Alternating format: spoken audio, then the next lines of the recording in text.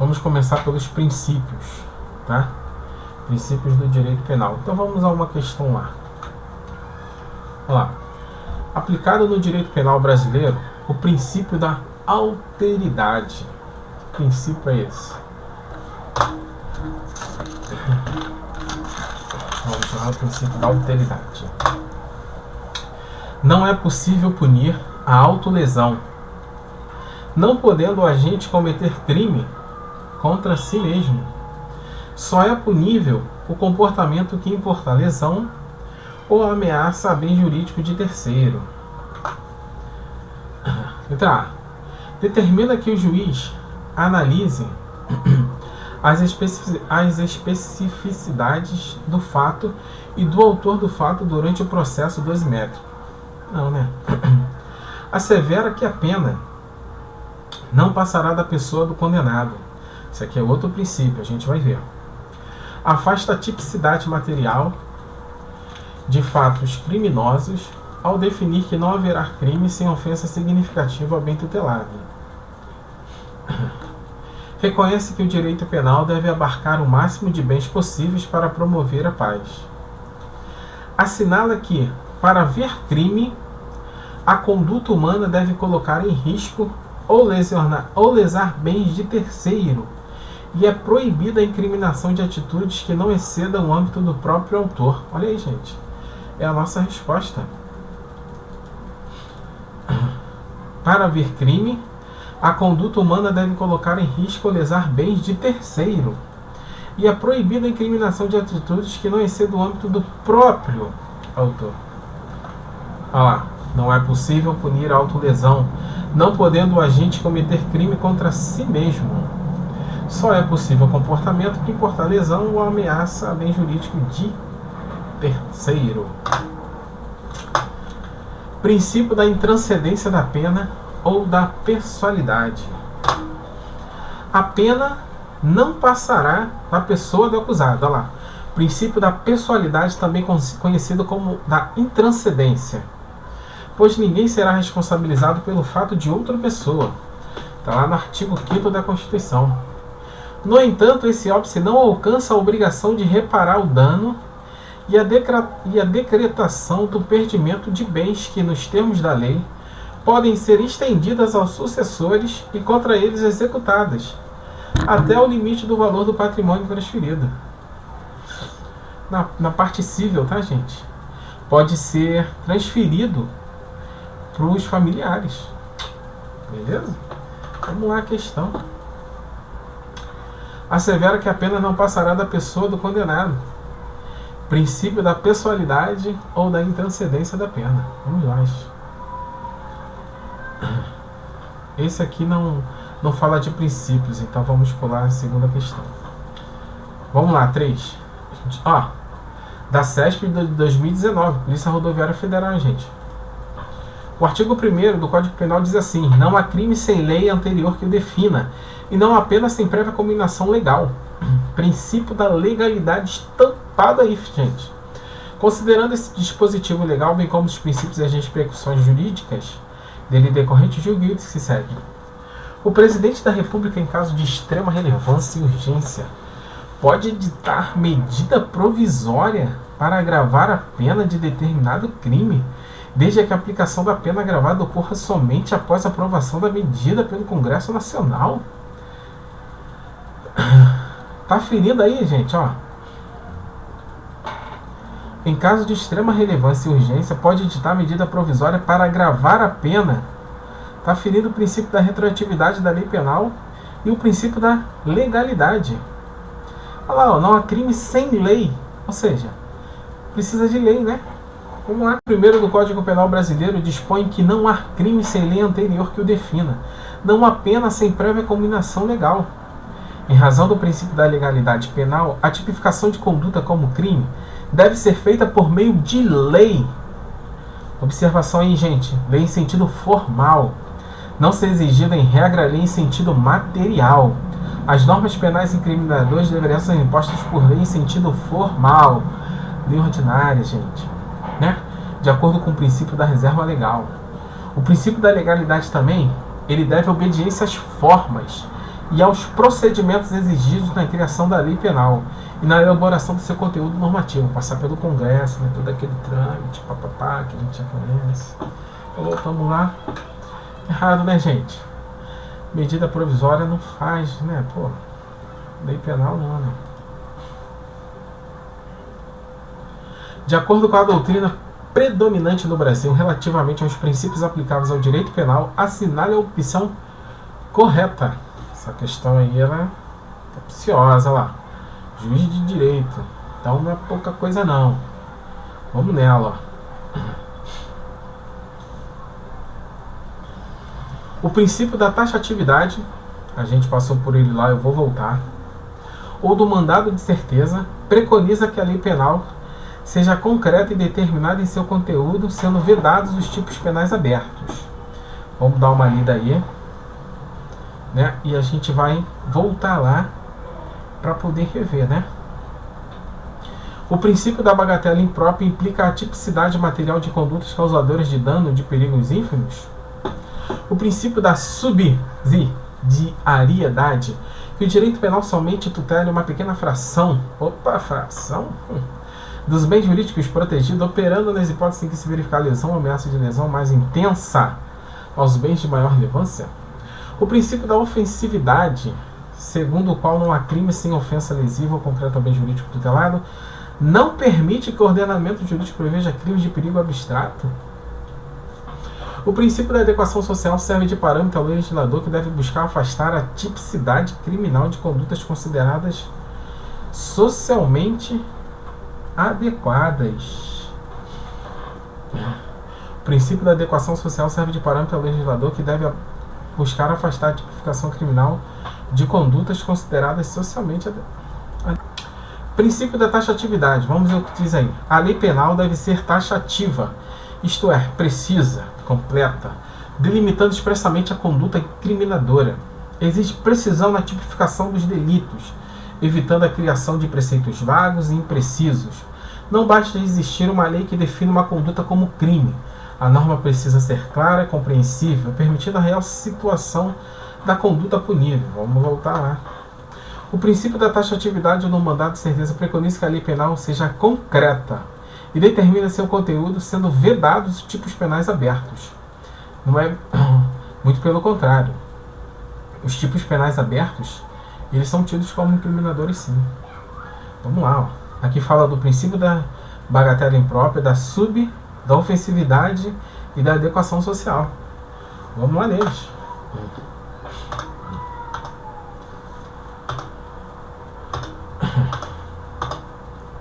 Bagatela própria. Ele fala da bagatela imprópria, né?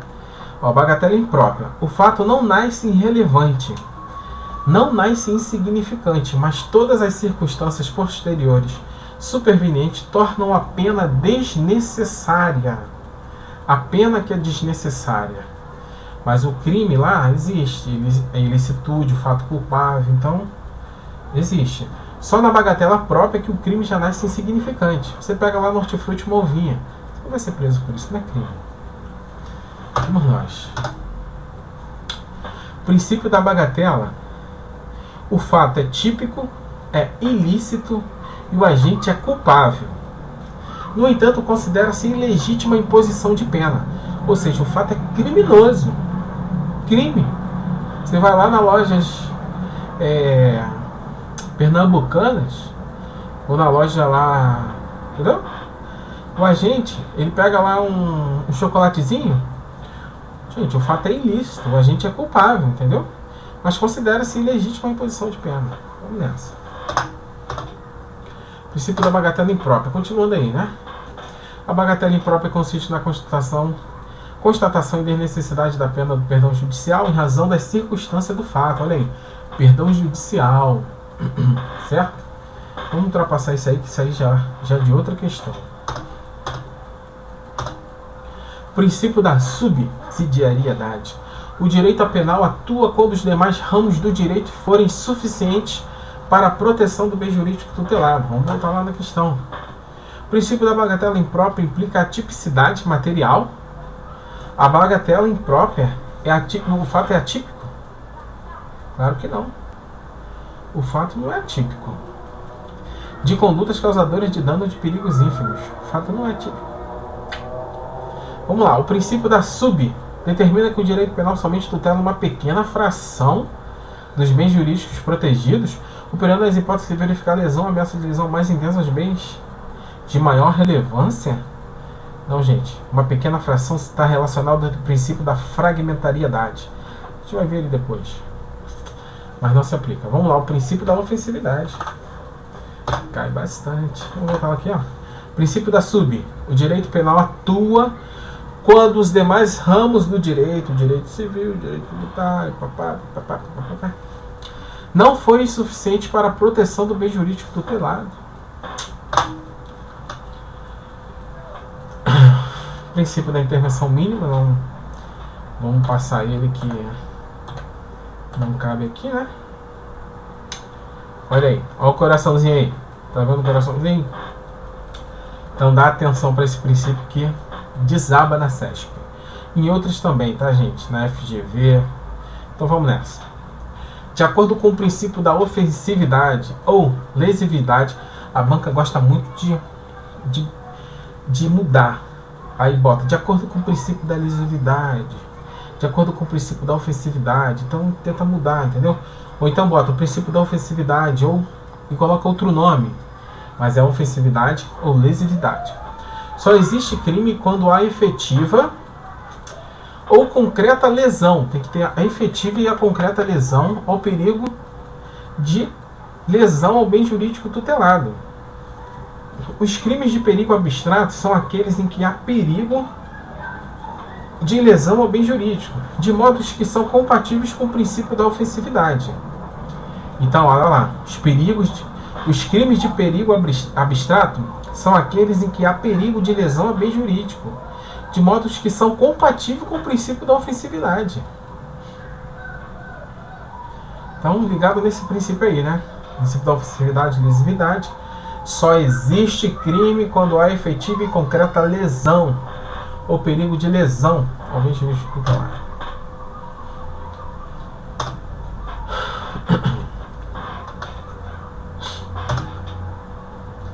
Princípio da adequação social. É o último lá da nossa questão lá. Ó. O princípio da adequação social serve de parâmetro ao legislador que deve buscar afastar a tipificação criminal de condutas consideradas socialmente adequadas. A gente vê o princípio da ofensividade, vamos nele. O princípio da ofensividade, segundo o qual não há crime sem lesão efetiva ou concreta ao bem jurídico tutelado, não permitindo que o ordenamento jurídico preveja crimes de perigo abstrato, pelo contrário, né? Permite sim que o ordenamento jurídico preveja crimes de perigo abstrato. Permite, tá, gente? Vamos nessa. Ó o coraçãozinho aí de novo. Ó. Segundo este princípio da adequação social, não se pode considerar uma ação ou omissão criminosa se ela é socialmente aceita e tolerada pelo convívio em sociedade de justiça, de modo que condutas aceitas socialmente não podem ser consideradas crimes, não obstante sua eventual tipificação. Há uma divergência, pois para uns o princípio da adequação social afasta a tipicidade, para outros afasta a ilicitude. Então, há uma divergência doutrinária aí, tá, gente? Ou afasta a tipicidade ou a ilicitude. Então, desconsidera-se o crime quando o comportamento não afrontar o sentimento social. Então, na sociedade, a sociedade aceita aquela, né? A STF ele afasta o princípio da adequação social para a venda de DVDs e CDs piratas. Nota aí. Vamos nessa. O princípio da adequação social serve de parâmetro ao legislador, que deve buscar afastar a tipificação criminal de condutas consideradas socialmente adequadas. Na bucha, perdeu, juiz de direito. Letra E, de eu vou passar. Ó, na bucha. Vamos lá, questão 5. Ih, delegado, é nóis. CESP 2018, vamos lá. Em um clube social, Paula, maior e capaz, provocou e humilhou injustamente Carlos. Pô, convém, né? Também maior e capaz, na frente de amigos. Envergonhado e com muita raiva, Carlos foi à sua residência e, sem conhecimento de seu pai, pegou um revólver pertencente à corporação policial que seu pai faz parte. Olha aí, não se faz isso, gente. Voltando ao clube depois de 40 minutos, armado e com um revólver em punho, né? Sob a influência de emoção extrema, depois a gente vai ver isso aí, artigo 121, e na frente dos amigos, Carlos fez o disparo de armas contra a cabeça de Paula. Caramba, ele quis na cabeça da menina. Caramba. E Paula faleceu no local. Acerca dessa situação hipotética, julgue o próximo item.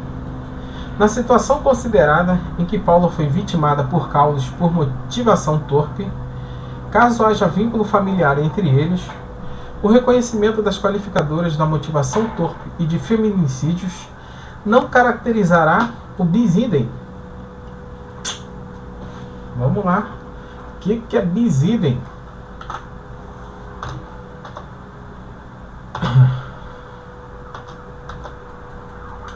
Aqui, ó, que eu falei para vocês, ó, do princípio da adequação social.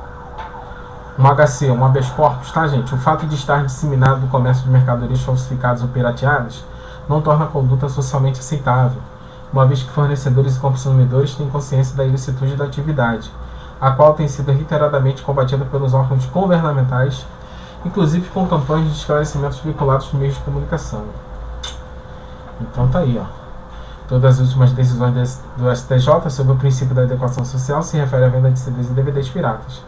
Mantendo o entendimento anterior citado, continua considerando inaplicável o princípio da adequação social. Bizu, isso aí, ó, SESP adora. Olha o bis idem aí.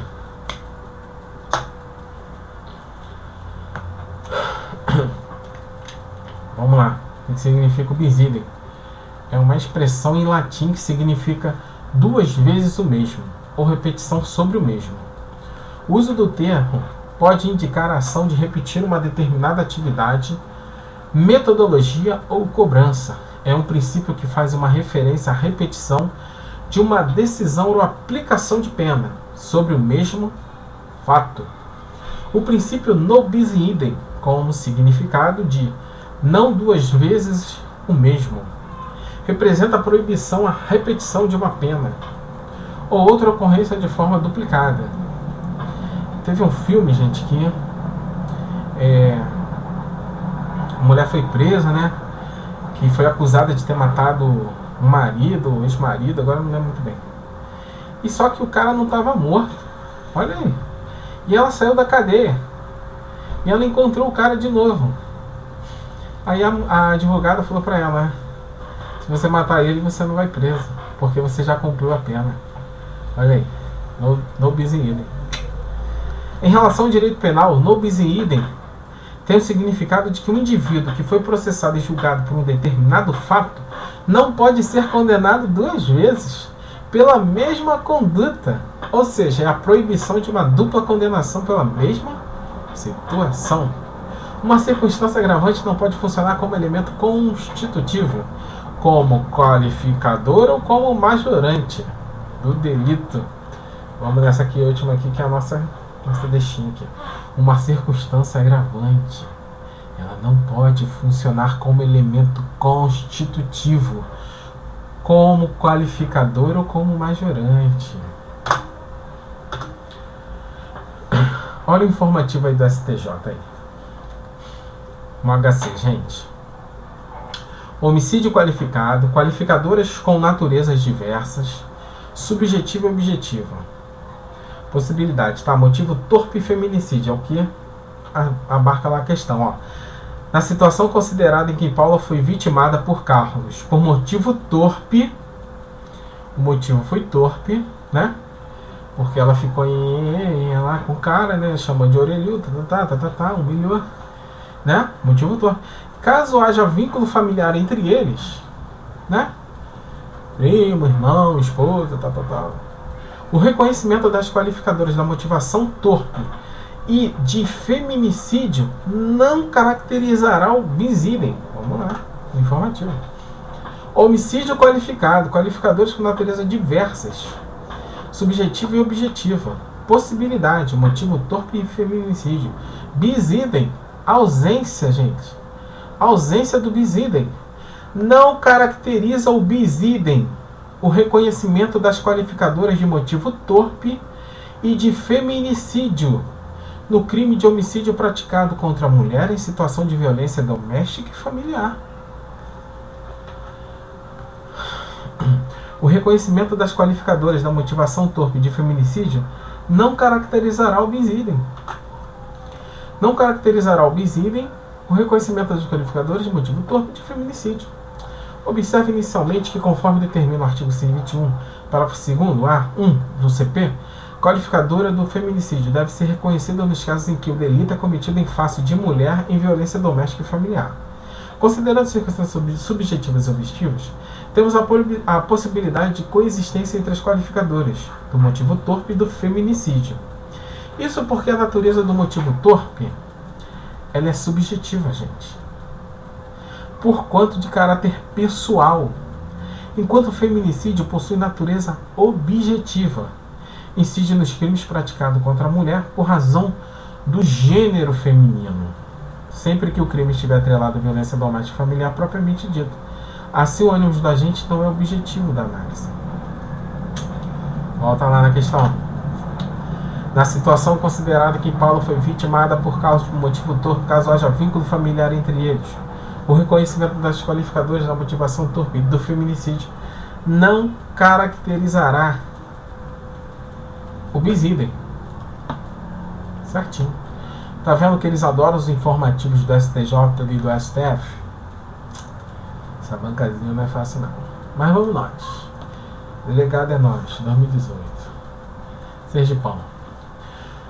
Terra boa. Julgue o item seguinte.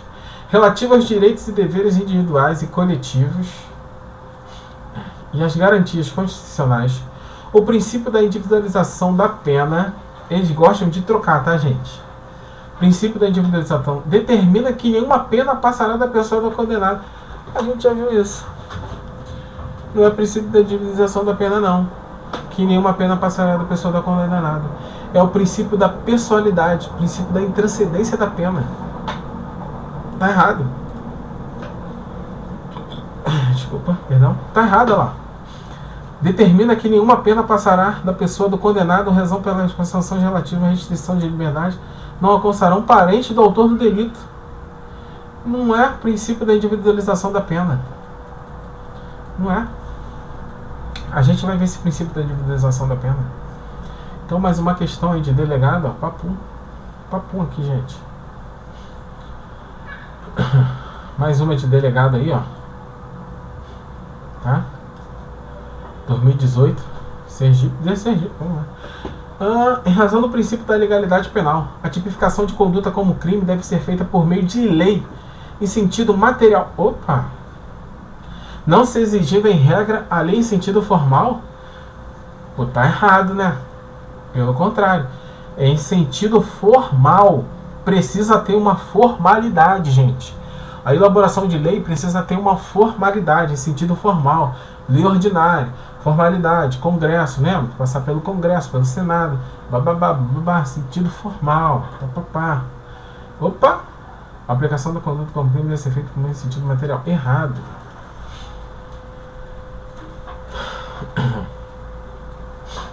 Ó, Polícia Federal, tá, gente? Ó. Vamos lá. 2018. A fim de garantir o sustento da sua família, Pedro adquiriu 500 CDs e DVDs piratas. Ó, Pedro adquiriu posteriormente para revendê-los. Certo dia, enquanto expunha os produtos para venda em determinada praça pública de uma cidade brasileira, Pedro foi surpreendido por policiais que apreenderam a mercadoria e conduziram coercitivamente para a delegacia. Perdeu, pô. Perdeu, mano. Perdeu, já era.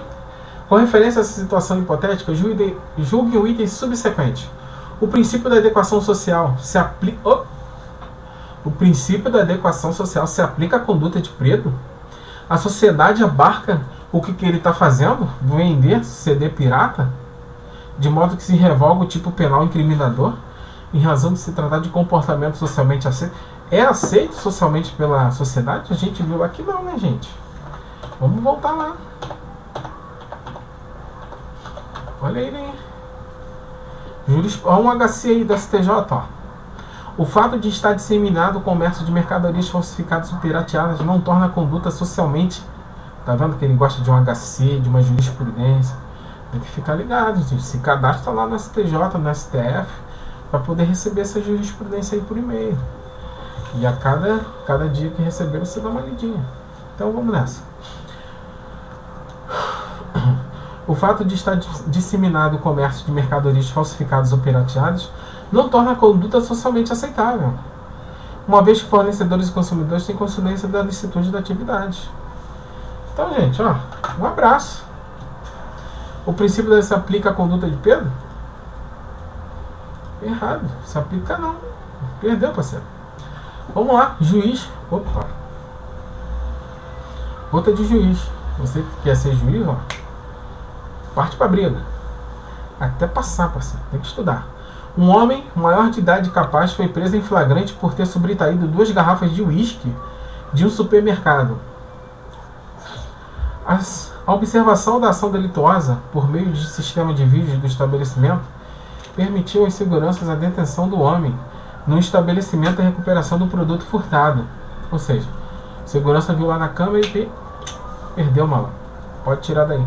O valor do produto subtraído equivalia a pouco mais de 1/3 do valor do salário mínimo vigente à época. Na fase investigatória, constatou-se que o agente do delito possuía condenação transitada em julgado por fato semelhante. Olha aí, gente.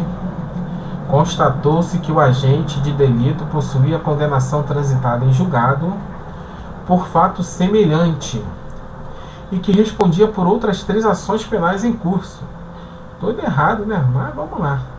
Tendo como referência a situação hipotética, assinale a opção correta considerando a jurisprudência dos tribunais superiores.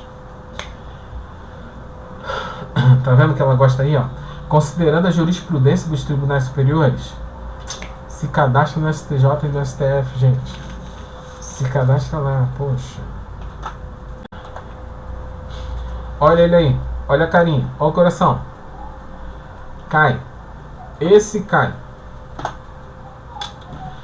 Princípio da insignificância. Só pode ser punido... A carinha ficou bem na frente, né? O coraçãozinho também. Só pode ser punido o ato que causar lesão efetiva e relevante ao bem jurídico. Gente, o princípio da insignificância exclui o crime. O princípio da insignificância exclui o crime, pois reconhece a atipicidade material da conduta. O STF manifestou entendimento no sentido de que, para a incidência do princípio da insignificância, é necessária a presença de 4 vetores. Tem que estar correndo na veia, isso tem que estar no teu coração, gente. Isso tem que ficar correndo, você tem que saber. Os 4 vetores, tem que saber, na bucha, tem que estar na ponta da língua. Mari, olha lá. M de mínima ofensividade da conduta do agente. A de ausência de periculosidade social da ação. R de reduzíssimo grau de reprovabilidade de comportamento e de inexpressividade de lesão jurídica provocada. Tem que estar no sangue, gente, isso. Tem que estar correndo na veia. Então, olha aí. Mari. Entendeu? Precisa ter os 4 vetores ao mesmo tempo, hein? Os 4. Continuando. Se não houver prova de que o réu integra a organização criminosa, a simples posse de munição sem arma deve ser considerada crime insignificante. Entendimento já pacificado pelo STF. Então, o cara lá tem um projétil, né? O cara tem um projétil lá. Ele não tem arma de fogo, não participa de organização criminosa e foi pego. Ou seja, é um crime insignificante. Exclui o crime. Exclui a tipicidade material da conduta. Certo? Vamos lá. Não é cabível o princípio da insignificância nos crimes contra a administração pública. Súmula 599. Nota essa súmula aí. Informativo do STJ, gente, 548. Aplica-se o princípio da insignificância à conduta formalmente tipificada, como furto tentado, consistente na tentativa de subtração de chocolate, avaliados em R$ 28, pertencentes a um supermercado e integralmente recuperados, ainda que o réu tenha em seus antecedentes criminais, ainda que o réu tenha em seus antecedentes criminais, ainda que ele tenha em seus antecedentes criminais registro de uma condenação transitada em julgado pela prática de crime da mesma natureza. Olha aí, é o que a gente quer, né? O malandro foi lá na loja da América, na loja mexicanas, foi na lojas mexicanas, onde tem chocolate, né? Essas lojas aí, e pegou R$ 28, né? Pegou 6 barrinhas. E viu lá, o cara pegou na câmera, né? Pegou ele, o supermercado pegou e recuperou as barrinhas. Só que ele já tem na conta dele um crime parecido, um crime semelhante, da mesma natureza, já transitado em julgado. Então, ainda que o réu tenha seus antecedentes criminais em registro de condenação transitada em julgada, aplica o princípio da insignificância, mesmo que ele já tenha registro com transitado em julgado. Então, vamos à questão. O acusado poderá ser absorvido com base no princípio da insignificância, já que o valor do subtraído era ínfimo e estes foram integralmente restituídos ao supermercado? Em razão da existência do sistema de monitoramento do vídeo do supermercado, trata-se de crime impossível. Não houve a consumação do furto, porque o homem foi preso em flagrante? A reincidência do acusado não é motivo suficiente para afastar a aplicação do princípio da insignificância. Olha aí, gente. A reincidência do acusado não é motivo suficiente para afastar a aplicação do princípio da insignificância.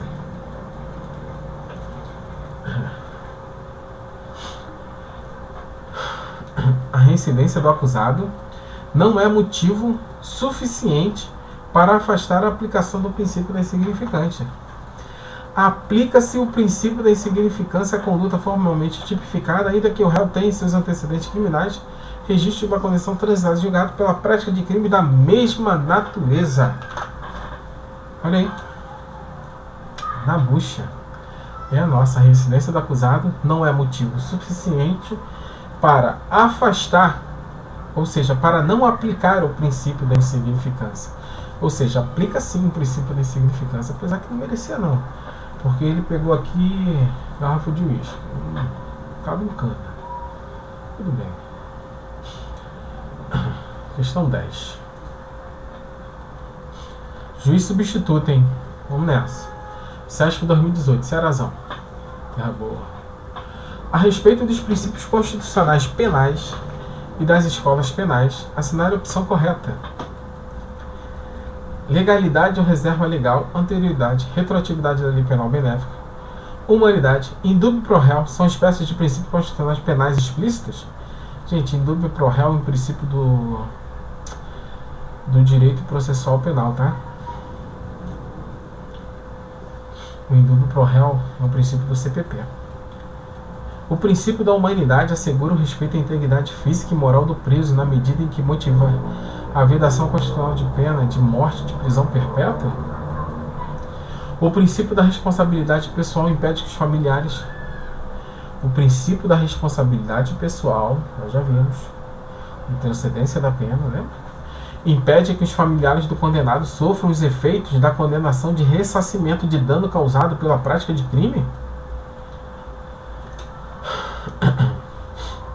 Impede que os familiares do condenado sofram os efeitos da condenação de ressarcimento do dano? A posse de um único projeto de arma de fogo de uso permitido não configura crime se o agente não possui arma que possa ser municiada de acordo com o princípio da ofensividade?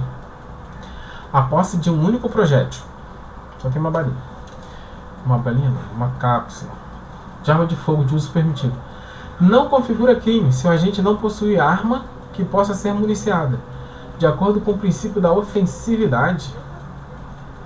Princípio da ofensividade. A escola clássica adotava a teoria mista, que entende a pena não apenas como retribuição infrator pelo mal acusado, mas também como medida com finalidade preventiva. Vamos nós. Princípio da insignificância.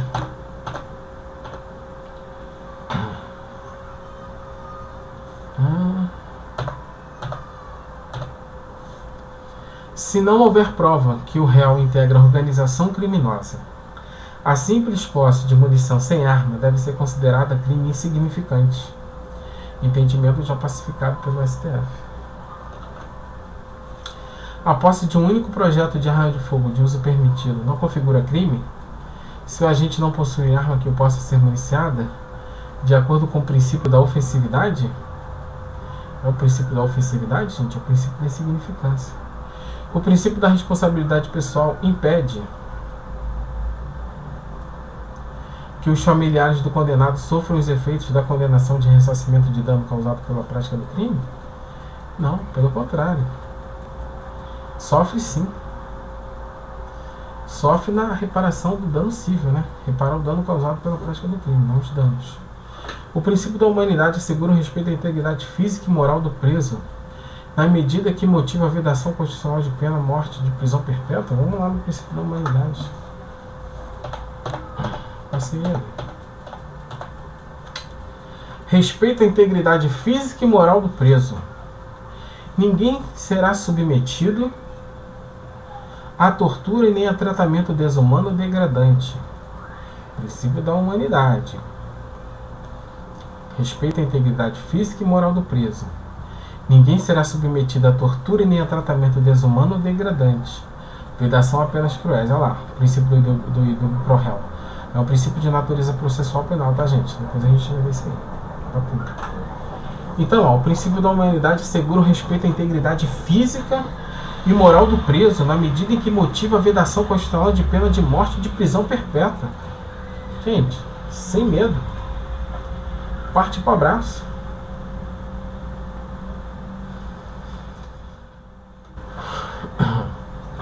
Vamos nós, analista judiciário da SESP 2018.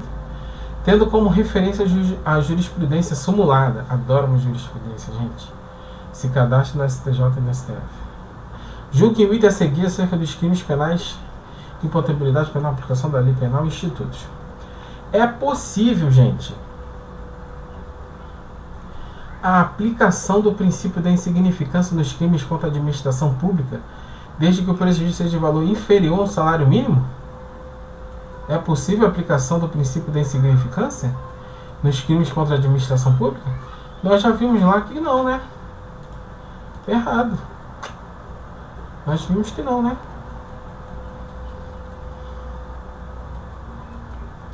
Vamos lá, questão 12. O princípio da legalidade compreende a capacidade mental de entendimento do caráter ilícito do fato no momento da ação ou da omissão. Capacidade mental de entendimento? Capacidade mental de entendimento? O juízo de censura que incide sobre a formação e a exteriorização da vontade do responsável por um fato típico ilícito? A oposição entre o ordenamento jurídico vigente e um fato típico praticado por alguém? Oposição entre o ordenamento jurídico vigente e um fato típico? A obediência às formas e aos procedimentos exigidos na criação... Obediência às formas e aos procedimentos exigidos na criação da lei penal, principalmente na elaboração de seu conteúdo normativo. Gente, na bucha isso daí. A conformidade da conduta reprovável do agente. Conduta reprovável? Letra D, né, gente? Na bucha. Vamos... Isso aqui, gente, ó. Essas letras aí são conceitos. Eu vou colocar aqui pra gente ver. Tá? Lá embaixo, gente, ó. Obediência às formas e aos procedimentos exigidos na criação da lei penal e na elaboração do seu conteúdo normativo, ó. As normas penais incriminadoras deverão ser impostas por lei em sentido formal. Tem que ter a formalidade. Lei, legalidade, princípio da legalidade, tem que ter formalidade, princípio da legalidade, tem que ter formalidade. Bota isso na sua cabeça. Então vamos lá que eu tô... Capacidade mental de discernimento, imputabilidade. Capacidade mental, olha lá. A capacidade mental de entendimento do caráter ilícito do fato no momento da ação ou da omissão, bem como da ciência desse entendimento. Imputabilidade. Juízo de censura. O juízo de censura que incide sobre a formação e a exteriorização da vontade do responsável por um fato típico e ilícito, como o propósito de aferir a necessidade de imposição de pena. Culpabilidade, gente. Culpabilidade. Juízo de censura. A oposição entre ordenamento jurídico vigente é um fato típico. Oposição entre ordenamento jurídico vigente e um fato típico. Antijuridicidade. A oposição do ordenamento jurídico e um fato típico. Antijurídico.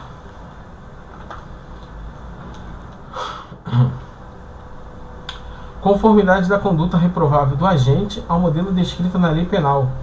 É a tipicidade, né, gente? Tipicidade. Então vamos nós. Olha aí. Juiz federal substituto, hein? 2017. Vamos quebrar essa banca CESP em relação a princípios. Vamos vir aqui conteúdo por conteúdo, gente. Vamos quebrar. Assinale a opção que apresenta princípios que devem ser observados pela lei penais para expressos pela visão constitucional. Ou seja, são princípios penais expressos na Constituição. Legalidade, irretroatividade da lei penal, responsabilidade penal, economicidade. Não, né, gente? Não, precisa ser econômico, mas não é penal, né? Eita bola. Legalidade, irretroatividade, responsabilidade pessoal, presunção de inocência, eficiência da pena. Eficiência da pena, gente. Legalidade, irretroatividade, responsabilidade pessoal, presunção da inocência e individualização da pena. Olha aí. Individualização da pena, presunção da inocência, responsabilidade pessoal, irretroatividade da lei penal e o princípio da legalidade. Opa, é a nossa resposta. Legalidade, irretroatividade, moralidade não, moralidade é direito administrativo. Legalidade, impessoalidade, irretroatividade, presunção da inocência. Impessoalidade não, quase passou batido, viu? Impessoalidade também é direito administrativo. Vamos nós. Questão 14. De acordo com o entendimento do STF, a aplicação do princípio da insignificância pressupõe a constatação de certos vetores para se caracterizar a tipicidade material do delito. Tais vetores incluem, olha a Mari aí, gente, reduzíssimo grau de reprovabilidade do comportamento, desvalor não, né? Já. Mínima periculosidade social da ação. Olha aí como é que relevante ofensividade da conduta da agente, expressiva lesão jurídica provocada. Precisa ter a Mari no coração, tá, gente? Expressiva, relevante, mínima, desvalor, reduzíssimo. Vamos lá.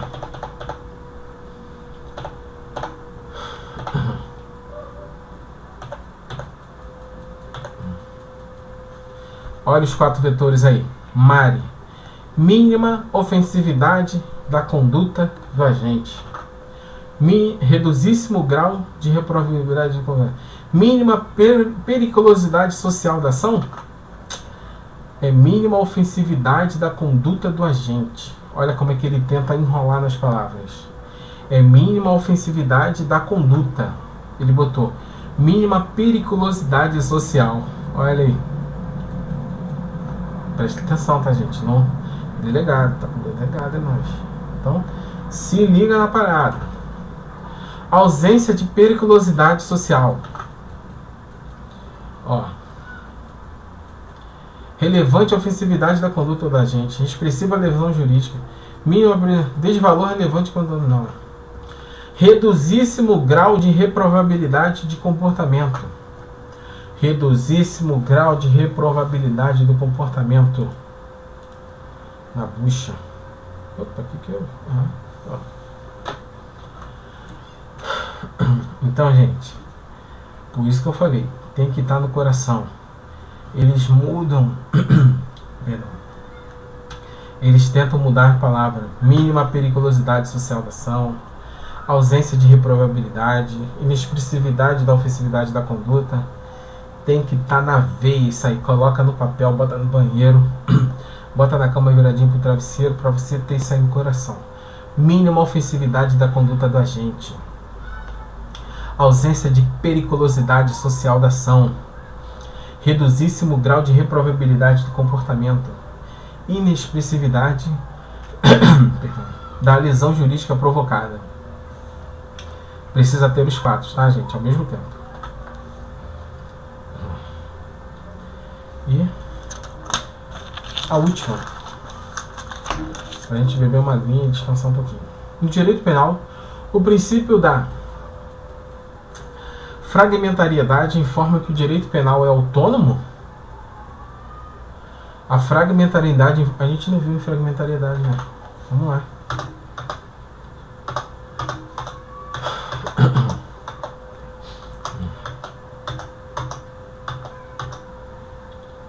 Olha ele aí. Princípio da fragmentariedade. Este princípio decorre dos princípios da intervenção mínima, da lesividade e da adequação social. Ele não é autônomo. Ele decorre da intervenção mínima, da lesividade e da adequação social.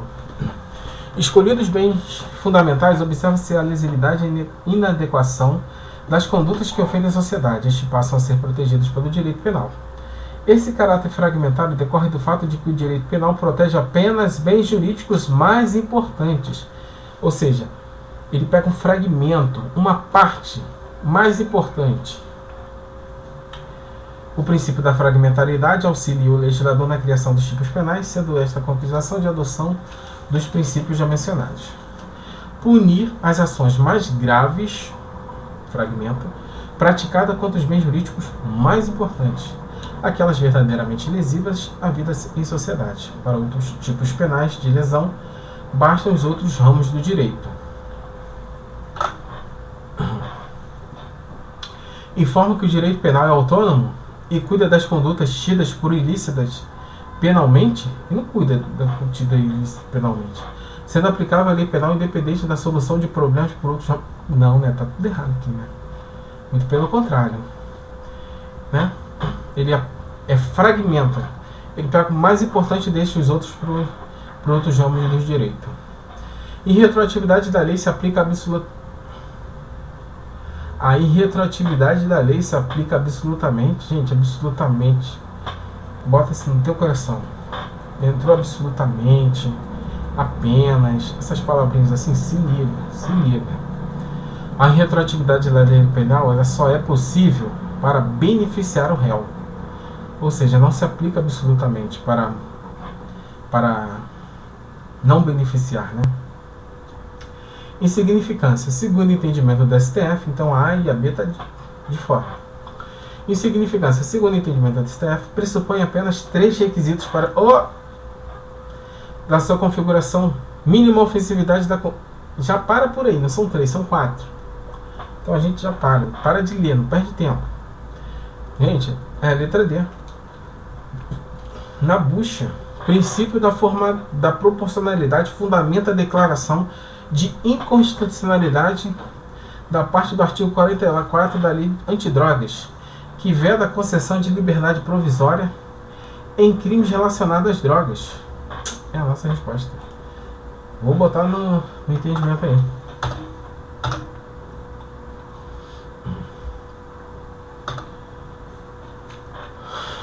O Supremo Tribunal Federal reafirmou sua jurisprudência no sentido da inconstitucionalidade de regra prevista na Lei de Drogas, que veda a concessão de liberdade provisórias a presos acusados de tráfico.